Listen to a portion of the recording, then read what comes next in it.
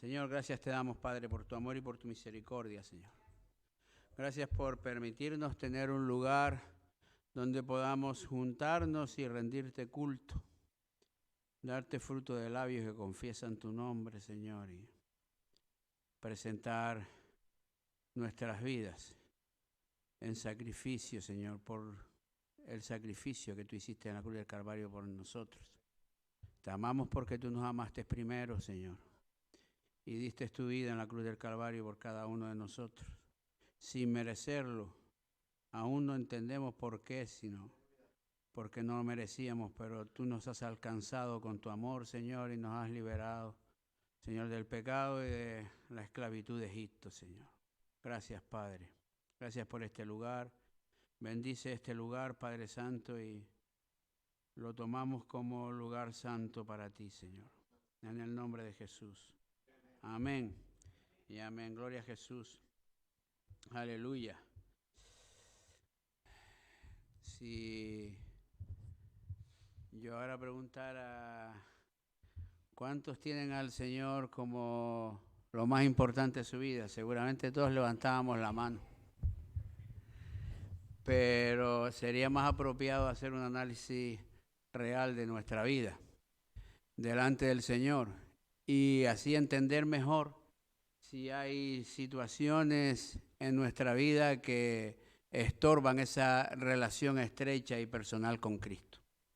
Porque seguramente nos daremos cuenta de que hay muchísimas cosas en nuestra vida que estorban esa relación con el Señor. Y lo habitual es decir, pongo a Dios en primer lugar y aconsejárselo a otros, ¿verdad? Es lo normal. Pero también corremos el riesgo de que esto se convierta en un cliché cristiano, ¿eh? Como el Dios te bendiga, como el dicho en el mundo, ¿qué tal estás? Parece que tú le preguntas a alguien, ¿qué tal estás? Pues la pregunta, si uno la analiza bien, se pararía a pensar, bueno, esta persona quiere ayudarme en mi situación, pero lo decimos como un cliché, ¿verdad? ¿Qué tal está? Y si te va a decir que estaba mal, no me cuentes tanto, que yo también tengo mis problemas, ¿verdad? Todos tenemos prioridades en la vida. Y qué importante es tener las prioridades bien en orden en nosotros. Y que podamos así encauzar bien nuestra vida. Bueno, organizamos pues nuestros horarios, ¿verdad? Tenemos agendas, ¿no? Desde que se inventaron la agenda, menudo invento ese, ¿no? A mí se me siguen olvidando las cosas con la agenda. O sea, la agenda no me resuelve mucho. Pero sí, organizamos las agendas, ¿verdad? Y organizamos con vistas a mañana, somos previsivos. Y bueno, mañana hay una serie de cosas que sacar adelante y preparamos la agenda. Y cuando uno termina el día y mira la agenda y dice, hay un montón de cosas que no salieron como yo pretendía que salieran. Por eso que importante es poner nuestras vidas, desde que nos ponemos sobre nuestros pies, ponerlas en manos del Señor. Y que lo más importante en nuestra vida sea lo que Dios dicte, lo que Dios mande, lo que Dios decida. Porque Dios conoce todas las cosas y conoce no solamente el camino que ya hemos trazado, camino del pasado o el camino que hoy estamos andando, sino también conoce también nuestro camino futuro. Amén. Así que bueno, que poner nuestras vidas en orden delante del Señor y que sea Él quien tome el control de nuestra vida. Poner al Señor en primer lugar es practicar el gran mandamiento, ¿verdad? Mandamiento que nos trajo Jesús, que dice en Mateo en el capítulo 22, versículo 37. Es un texto que teníamos que tener siempre delante de nosotros. Y eso nos evitaría desviar la mirada para cosas que no nos benefician. Dice, amarás al Señor tu Dios con todo tu corazón, con toda tu alma y con toda tu mente. Aleluya. Me llama la atención que Jesús incluye la mente, ¿verdad? A amar al Señor con la mente. Y Dios es consciente de que nos vamos, por causa de la mente, nos vamos por los cerros de Úbeda. Y a menudo la mayoría, el 99,999% de los errores se maquinan en la mente. Y erramos por causa de la mente, por causa de nuestros pensamientos, lo que pensamos, por causa de nuestros planes. Por eso es importante que amemos al Señor con todo. Amén. Gloria a Jesús. ¿Qué significa amar al Señor con la mente? Con el intelecto, pensando, tengo que amar al Señor. Amar a alguien es entregarle todo. Amén. Tú amas a tu esposa, amas a tu marido y no tienes secretos, ¿verdad? En tu casa no hay secretos por amor. Es una muestra de amor. Amar es derramar el corazón delante de la persona amada y con la persona amada. Y en este caso estamos hablando de Jesús, aquel que nos amó tanto que dio su vida en la cruz del Calvario. Aleluya. Gloria a Jesús. Yo cuando me convertí al Señor, me pusieron el apodo al principio de Jeremías, me decían, porque me tiré un mes llorando. Y realmente yo no entendía cómo Jesús había dado su vida en la cruz del Calvario por alguien que no había dado nada por Dios y que no le interesaba mucho o nada lo que tenía que ver con Dios. Y yo vengo de una familia cristiana, mis abuelos son cristianos evangélicos de la época del franquismo, se tenían que esconder para repartir los folletos porque si no les acusaban de repartir propaganda ilegal. A mi abuela la detuvieron una vez en la calle, la llevaron a comisaría y le partieron el cúbito y radio de los dos brazos. Y uno piensa, ¿cómo es posible que Dios entregue su vida en la cruz del Calvario por alguien que no le interesaba? A mí, mi abuela siempre de pequeño me predicaba el Evangelio. Y yo iba a la escuela dominical, que mi abuela me llevaba a veces forzada un poco. Vamos a la escuela dominical y te compro un dulce. Y iba a la escuela dominical tratando de buscar a ver si había algo que me interesara dentro de la escuela que me podría llevar. Eso es lo que yo tenía interés por el Señor, ¿no? Y por eso tener a Dios en primer lugar es decir con el alma, decir con el corazón y decir con la mente, amarás al Señor tu Dios. Eso es tener una vida estrecha de relación personal con Cristo. Evitar la idolatría. Antes hablaba de Dalila. No, hablaba de Dalila. La idolatría, la idolatría femenina o masculina. ¿Sabes? Tener en primer lugar incluso nuestra propia casa ofende a Dios. Tener en primer lugar incluso a nuestros propios hijos ofende a Dios. La idolatría ofende a Dios. Y a veces pensamos la idolatría, pues alguna figura, algo a lo que estás muy apegado, porque te lo regaló no sé quién hace miles de años. Y a veces la idolatría es poner cosas por delante del Señor. El Señor es lo primero para nosotros. Pues, ¿qué puede ser idolatría en una relación matrimonial? Fijarte en otro hombre o en otra mujer, eso es idolatría, ¿verdad? ¿Qué es idolatría en el seno familiar? Pues que tú vayas a trabajar y en lugar de proveer para tu casa, vayas y te lo gastes en el bar. Eso es idolatría en contra de la familia. ¿Qué es idolatría en contra de Dios? Poner cualquier situación, cualquier cosa, por buena que te parezca, antes que a Dios. Eso es idolatría. Y que si nosotros realmente hacemos un análisis profundo de nuestra propia vida, nos damos cuenta de que no es Dios lo primero en nuestras vidas, que hay otras muchas prioridades antes que Dios. Y la iglesia no va a ser una iglesia llena de poder hasta que no tenga claro quién es la autoridad dentro de la iglesia. Hasta que no tenga claro quién es quien manda en la iglesia, quién es el Señor de la iglesia, quién es la cabeza del cuerpo de Cristo. Cristo es la cabeza, amén. Nosotros somos miembros, aleluya.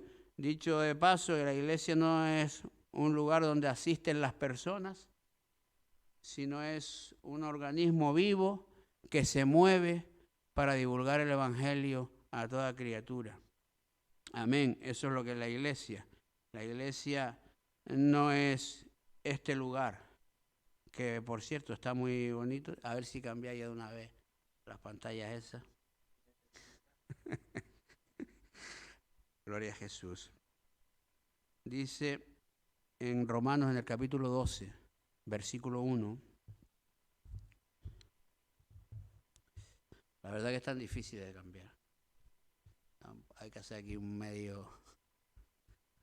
estructura un poco. En Romanos capítulo 12, versículo 1, dice: así que, hermanos, os ruego por las misericordias de Dios que presentéis vuestros cuerpos en sacrificio vivo, santo, agradable a Dios, que es vuestro culto racional. Gloria a Jesús. No es la razón lógica, ¿verdad? Pero otra vez, en este caso el apóstol Pablo nos invita a someter la mente a la mente de Cristo, a tener un sometimiento férreo al Señor, porque si no hay muchas distracciones. Amén. No es la razón lógica, sino es la razón de Dios. Es la razón de Dios. Es Dios quien tiene que tomar el control de nuestra mente para que nuestra forma de pensar o forma de actuar sea radicalmente distinta. Si solo entregamos el corazón, algunos piensan que la mente no tiene nada que ver con Dios porque ahí está el intelecto, ahí están nuestros pensamientos. Pues precisamente nuestras debilidades son las que tenemos que llevar a los pies de Cristo. No un corazón fortalecido por el Espíritu Santo, muy bien. Pero ¿y tu mente? ¿Dónde están alojadas tus debilidades? Eso es lo que realmente tenemos que poner a los pies de Cristo. Y no aquello en lo que nos sentimos fortalecidos. Como si el resto de nuestro cuerpo, el resto de nuestra alma no tenga nada que ver con Dios. Y todo nuestro ser a Dios le pertenece. Amén. Incluso la carne que Dios permite en un momento dado que sea alimento para los gusanos. Incluso eso a Él le pertenece. Amén. Gloria a Jesús. Y precisamente casi todas las partes de nuestra vida que tienen mucho que ver con nuestra naturaleza carnal y con nuestra naturaleza intelectual, ahí son donde proliferan las debilidades. Y precisamente eso es lo que tenemos que entregar en manos del Señor, porque nosotros no podemos, ¿verdad? No podemos con la mente, no podemos con los sentimientos, no podemos. Y como no podemos, tenemos que entregarlo a aquel que puede. Amén. Gloria a Jesús. Una de las situaciones que se da siempre en la vida y uno no entiende. Ahora mismo estamos tratando con un grupo de hermanos que estaban en una congregación que todo se basaba en las normas de hombres, ¿no? Sí, una iglesia cristiana, pero ellos crean métodos basados en la Biblia, pero para que alguien deje de fumar. Tienen otro método para que alguien deje de beber. Tienen otro método para que si alguien ha caído en adulterio pueda salir de esa situación. Todo métodos. Y una vez le dije a Juan Baris, ¿quién conoció a Juan Baris? Pues un hombre evangelista muchos años, un anciano, estuvo con nosotros. Un día pues formamos el grupo de evangelismo cuando nosotros llegamos a Arganda hace ya 12 o 13 años. Y cuando formamos el grupo de evangelismo le digo a Juan Bari, enséñale, él es evangelista de toda la vida, enséñale a estos muchachos estrategias para evangelizar. Y me mira y dice, armas, ¿qué estrategias? Eso no existe. Es el Espíritu Santo de Dios el que nos guía a toda verdad. Y es el Espíritu Santo de Dios quien va a poner en nuestro camino a aquellas personas que han de ser salvos. Y es el Espíritu Santo de Dios el que pone la palabra oportuna en tu corazón, en tu mente y en tus labios para llevar el Evangelio, la palabra viva. Si no, nos convertimos en unos charlatanes. Claro, para eso uno tiene que entregar todo. Tenemos que entregar todo nuestro ser al Señor para que el Espíritu Santo se apodere de nosotros. Una vez un hermano gitano y había aceptado a Jesús y había salido de un montón de problemas que él tenía en su vida, drogas, alcohol, delincuencia, tenía un montón de problemas y el Señor la había sacado de todas. Y tan agradecido estaba el Señor que va a su familia rápidamente a contarle la buena nueva de que el Señor había cambiado y había transformado su vida. Y le dice una hermana carnal suya, le dice, a ti te han lavado el cerebro. Y él dice, pues gracias a Dios que me lavaron el cerebro, porque lo tenía de basura que no había ya quien entrara. A veces tenemos que transformar Dios nuestra vida. Al Señor no se le puede conocer o entender bajo nuestro intelecto, ni bajo el concepto que nosotros tenemos de un Dios todopoderoso. A Dios se le tiene que conocer permitiéndole a Él que se muestre a nuestras vidas tal como Dios es. Y así, de esa manera, podemos nosotros someter nuestra vida al Señor. Porque ya sabemos cuál es la naturaleza de Dios. Una naturaleza de amor y de misericordia. Amén. Un hermano británico siempre salía a evangelizar, llevaba un cajoncito. Dentro del cajón llevaba Biblia, llevaba algunos artículos para hacer juegos y tal. Lo llevaba dentro de ese cajón y el cajón lo aprovechaba para subirse en él y predicar en las plazas. Todo muy bien, pero siempre predicaba acusando a la gente de pecado, diciendo, si no te arrepientes te vas a morir. Y era la única predicación que tenía. Y un día le dije, oye, ¿por qué no pruebas a mostrar un Dios de amor y de misericordia? ¿Por qué no pruebas a mostrar, en vez de un Dios que castiga, en vez de un Dios que hace justicia de los malos y los manda al infierno, predica un Dios que te da la salvación y vida eterna? Porque si uno predica a ese Dios de amor y de misericordia, es cuando uno se da cuenta de lo malo que es uno. Se da cuenta del pecado, porque te miras, te reflejas en algo que es contrario a ti. Y cuando te reflejas en ese Dios de amor y de misericordia, es cuando se doblan tus rodillas y dice al Señor, Señor, te acepto como mi Señor y mi Salvador. Me arrepiento de mis pecados. Te pido perdón. Aleluya. Pero no pido perdón por el miedo que te tengo a la condena, sino pido perdón porque me has mostrado el amor y la misericordia que no conocía. Uno puede experimentar ese amor y misericordia uno todos los días si uno se pone sobre nuestros pies por la mañana y decimos, Señor, en tus manos está mi vida. Me someto a tu voluntad, me someto a tu plan, a tu propósito. Y lo más probable es que tengas un día de éxito a pesar de las dificultades. Un día de victoria a pesar de los inconvenientes. Un día de gloria a pesar de las persecuciones y, bueno, las estamos viendo, ¿no? Ya la iglesia es perseguida ya. No tiene sino que mirar los gobiernos que tenemos y la situación que tiene la iglesia ahora mismo frente a estos gobiernos. ¿Y cuál es la situación que debe de tener? ¿Cuál es la posición de la iglesia frente a esta actualidad de vida, cosas nuevas, no sé cómo llamarlas? Ser radicales. Seguimos siendo radicales.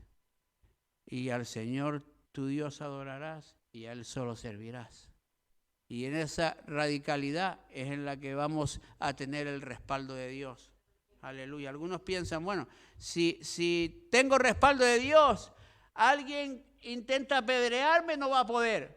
A lo mejor te apedrea, pero seguirás teniendo el respaldo de Dios. A lo mejor te corta el cuello, pero seguirás teniendo el respaldo de Dios. Y por la palabra entregada en ese momento, por la radicalidad de la iglesia, es que muchos doblarán rodillas y muchos dirán, Señor, te acepto como mi Señor y mi Salvador. Y ahí está la victoria.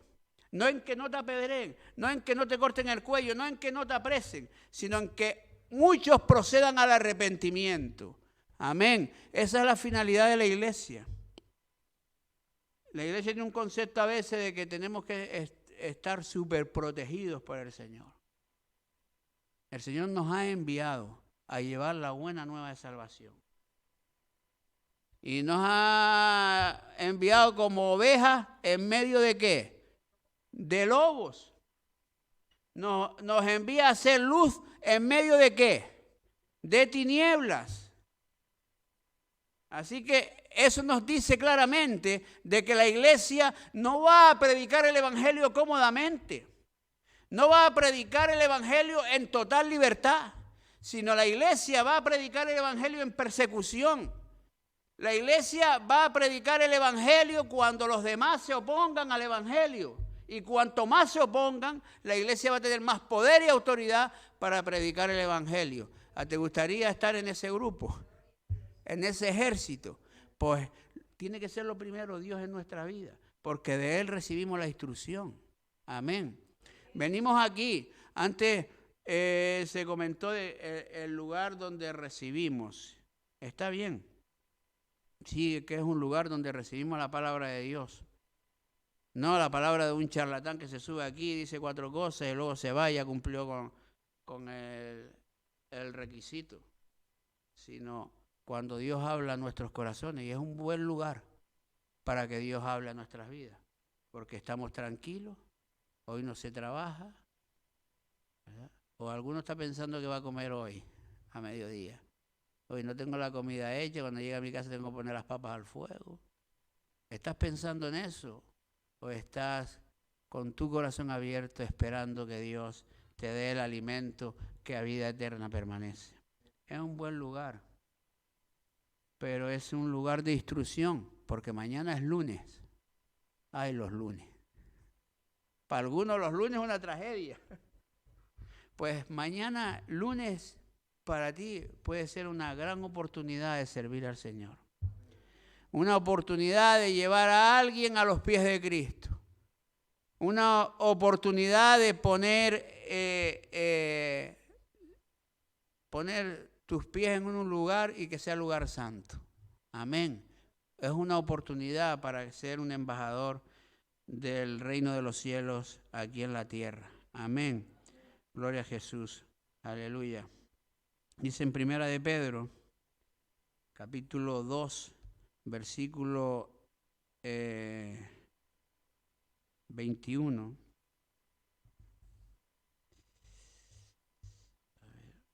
Primera de Pedro, capítulo 2, versículo 21.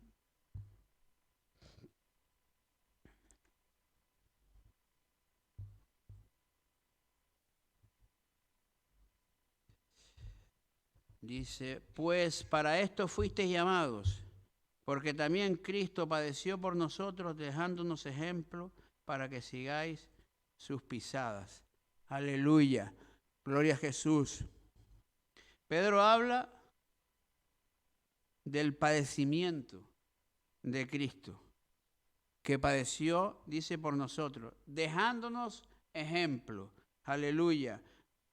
Nos está diciendo claramente la iglesia no vive para sí misma. No, la iglesia no está formada ni creada para establecer su propio bienestar, su propia seguridad, tener su propia cobertura, sino la iglesia está destinada a los padecimientos. La iglesia está destinada a padecer por amor a los demás. Porque dice que Cristo padeció ¿por quién? Por nosotros, dice. Y dice que ejemplo nos ha dado, ¿qué nos está diciendo?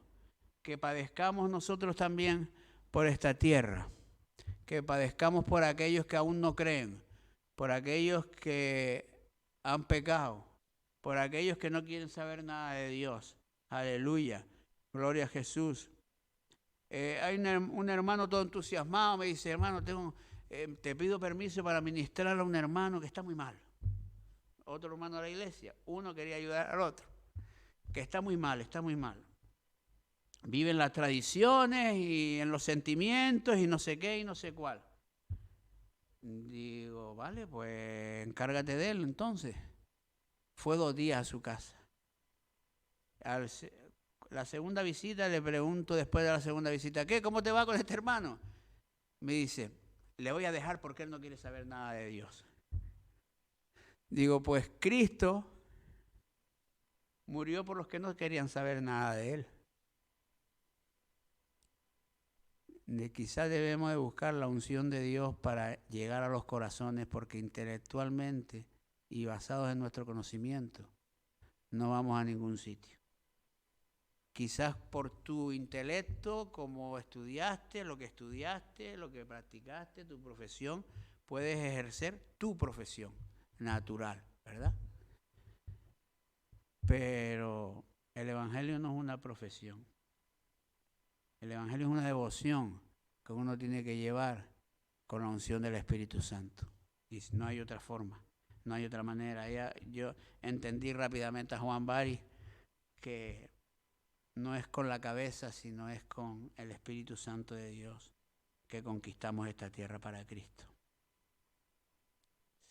Gloria a Jesús. En una época de hambruna, habla el Antiguo Testamento en Primera de Reyes, en el capítulo 17. Habla de Elías, ¿verdad? Que se encuentra con aquella mujer que tiene un poco de aceite y un poco de harina. Y primero llega la incredulidad, ¿verdad? Llega el temor cuando el profeta le dice, prepárame una torta, cuéceme una torta ahí debajo de la ceniza. Y primero dice la mujer, si casi ni tenemos para mi hijo y para mí, vamos a prepararla, comerla, para dejarnos morir. Y en primera instancia aquella mujer no se estaba dando cuenta de que el profeta de Dios le estaba dando la salida a la situación personal que estaba viviendo. Y a veces no vemos la salida de Dios porque estamos tan encerrados en nosotros, en proveer para nosotros, en cuidar lo nuestro, sin pensar en que en primero es Dios y lo demás vendrá por añadidura. Y cuando le dio al profeta a comer, se produce el milagro. Amén. Cuando ponemos a Dios en primer lugar y cuando lo primero es Dios para nosotros, es cuando se produce el milagro en nuestras vidas. Cada día es un milagro, ¿o no? ¿Sabe cuántos entierros habrán hoy en el mundo? Un montón.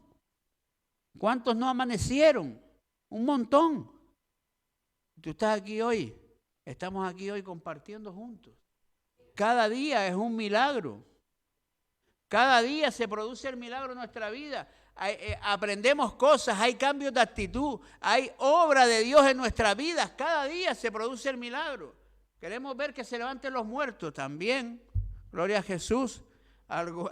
Llegará el día en que los vemos levantarse a montones. Cuando Cristo venga por su iglesia, vamos a ver levantándose a montones. Tranquilo, ya lo veremos. Pero queremos ver que el ciego vea, que el sordo oiga, que el cojo camine.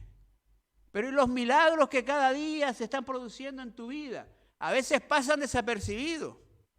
Y no nos damos cuenta que día a día, minuto a minuto, segundo a segundo, el milagro de Dios se está produciendo en nuestras vidas. Estamos creciendo como siervos y siervas de Dios.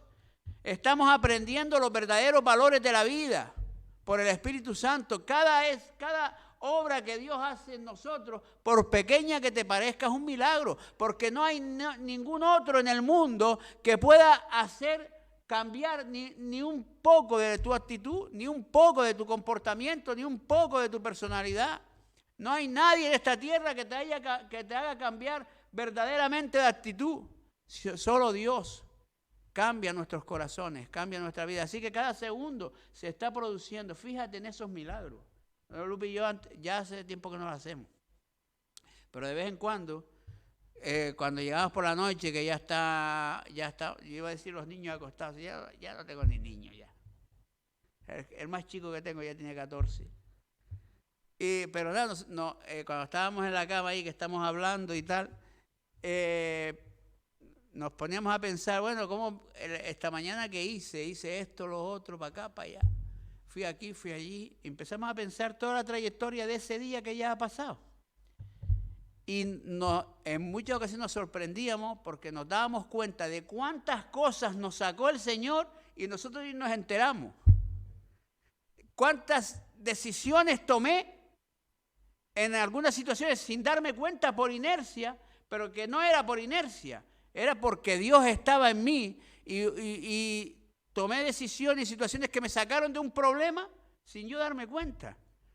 Damos la gloria a Dios porque Dios va con nosotros. Aleluya. Dios está en nosotros. Amén. No me gustaría que me dijera a mí el Señor, ciertamente no estás lejos del reino de Dios, sino que estar en el reino de Dios, vivir en Dios y para el Señor. Amén. Gloria a Jesús. Así que te dejo con esa reflexión. Cuando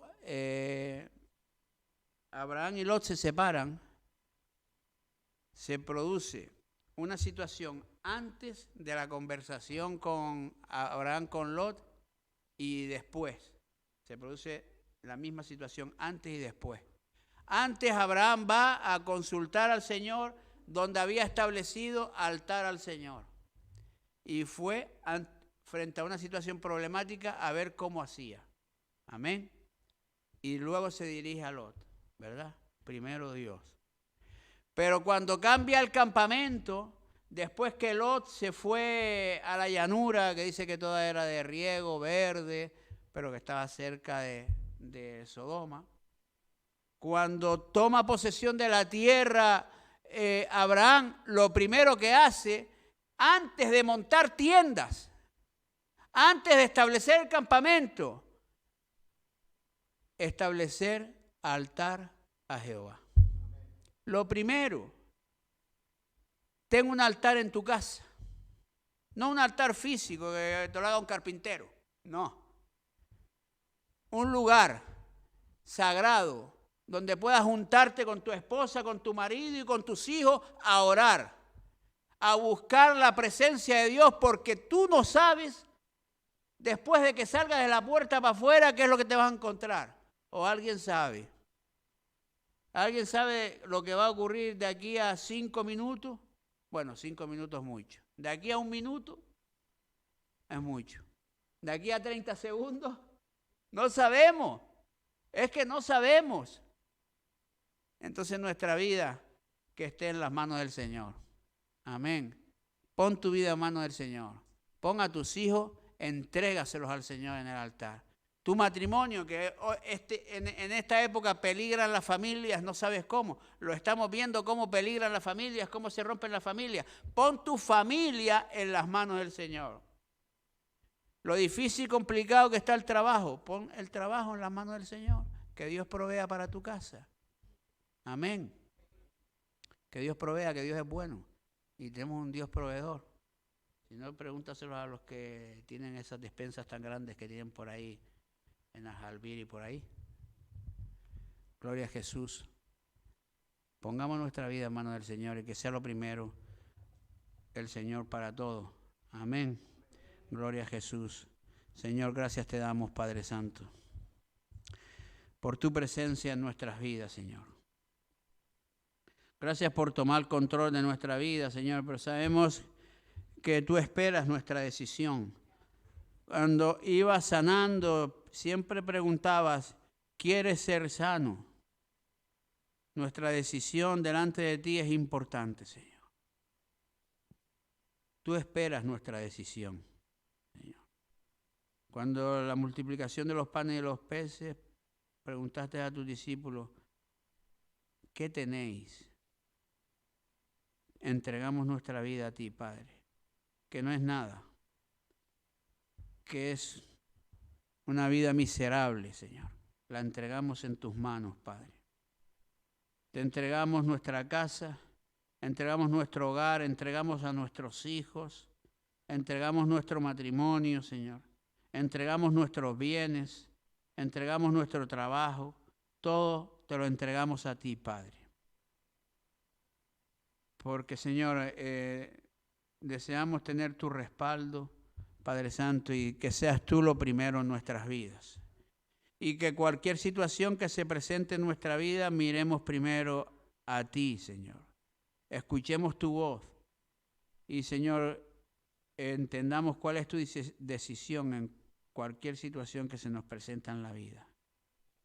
Porque no queremos errar, sino queremos ser una iglesia de buen testimonio, Señor, que conquiste esta tierra, Padre Santo, por la palabra viva, por la palabra llena de poder y no por religión, ni por costumbres, ni por tradiciones, sino por vivir el Evangelio vivo, que transforma las vidas, que transforma los corazones, que convierte un hogar de tinieblas en lugar santo, que convierte una vida muerta en delitos y pecados a una vida santa y libre de la esclavitud. Señor, gracias por este pequeño remanente de tu pueblo. Bendice cada rincón de esta casa y a cada siervo tuyo que pone mano en el arado y no mira atrás, sino que busca agradarte con todo lo que hace. Bendícele, Señor, y despierta a aquellas vidas que andan dormidas en la religión, Señor. Despiértales, Padre, y que puedas formar también con ellos pueblo. Gracias, Señor, en el nombre de Jesús. Amén, amén. Que Dios